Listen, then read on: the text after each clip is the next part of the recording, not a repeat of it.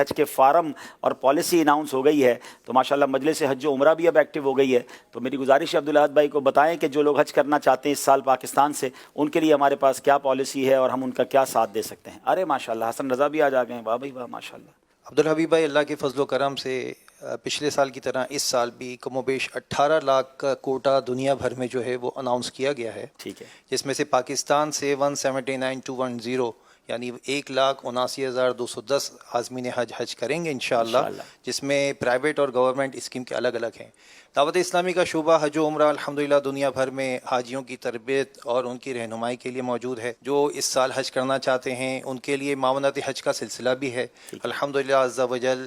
دعوت اسلامی کے تحت کراچی میں اور دیگر پاکستان کے شہروں میں معاونت حج کا سلسلہ ہے. اس میں ہوتا یہ ہے کہ جو عاشقان رسول حج پہ جانا چاہتے ہیں گورنمنٹ حج اسکیم سے، اچھا پرائیویٹلی دعوت اسلامی کا کوئی کاروان نہیں ہے، ایسا نہ ہو کہ کوئی کاروان سمجھ کر جو ہے وہ رابطہ کتنے کا پیکیج ہے، کیا پیکیج ہے، کچھ ایسی چیز نہیں ہے.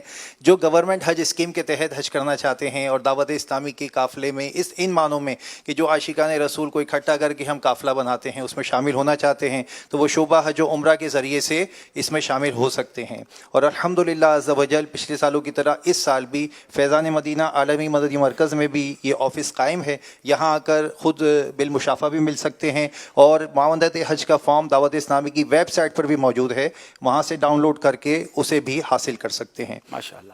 دوسری چیز یہ تھی عبدالرحیم بھائی کہ الحمدللہ حج جو ہے وہ اسلام کا 5واں رکن ہے اور صاحب استطاعت پر فرض ہے.